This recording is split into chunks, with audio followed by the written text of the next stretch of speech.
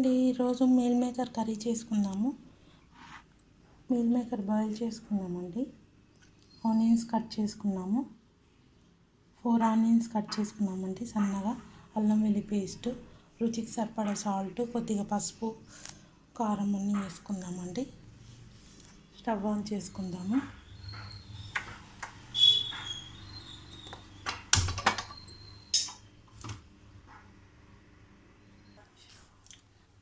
Onion వేసుకుందామండి. Oil వేడైంది.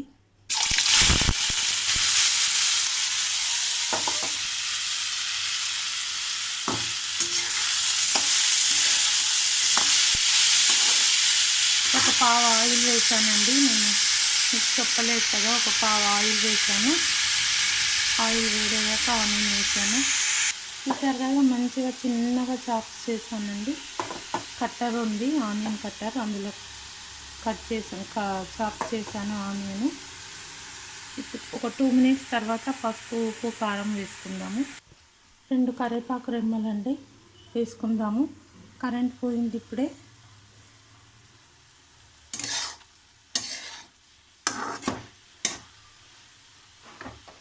Inverter కూడా కరెంట్ లేదండి అందులో కూడా. ఇప్పుడు కరివేపాకు వేసుకుందాము. కరివేపాకు వేసాను కదండి. ఇప్పుడు మనం పసుపు, ఉప్పు, కారం అంతా వేసుకుందాము. పసుపు,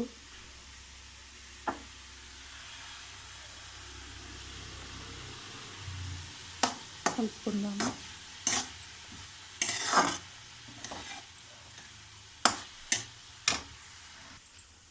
పచ్చిమిర్చి కూడా వేసుకుందామండి. కొంచెం కారం తక్కువ వేసి పచ్చిమిర్చి వేద్దాం, బాగుంటుంది. 3 పచ్చిమిర్చి వేసుకుంటున్నాను. 3 పచ్చిమిర్చి వేసాము. ఇప్పుడు కారం, ఉప్పు వేసుకుందాము. అల్లం వెల్లుల్లి పేస్ట్ వేయలేదండి. 1 స్పూన్ అల్లం వెల్లుల్లి పేస్ట్ కూడా వేసుకుందాము. కలిపేసుకుందాము.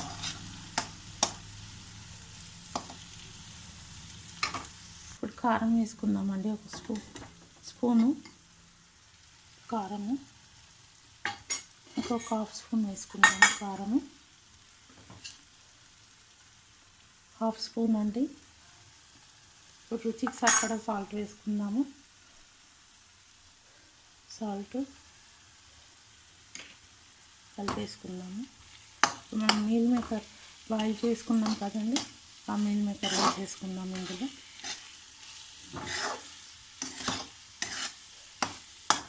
మీల్ మేకర్ వేసుకుందాము.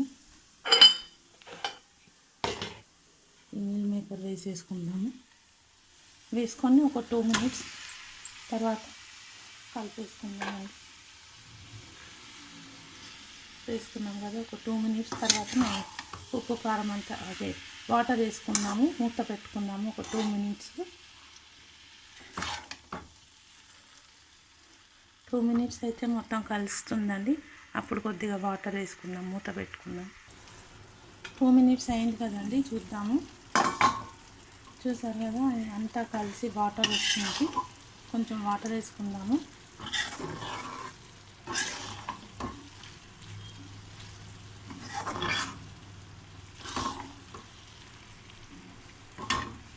కొంచెం వాటర్ వేసుకుందాం.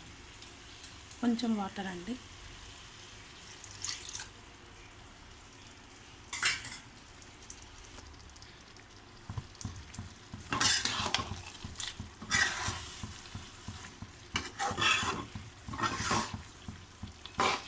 మూత పెట్టుకుందాము.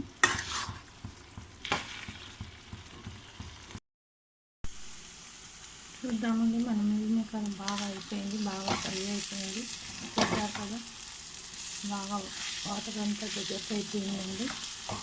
మన మీల్ మేకర్ ఫ్రై రెడీ. మీరు కూడా ఇలానే చేసి ఎలా ఉందో తిని కామెంట్స్లో చెప్పండి.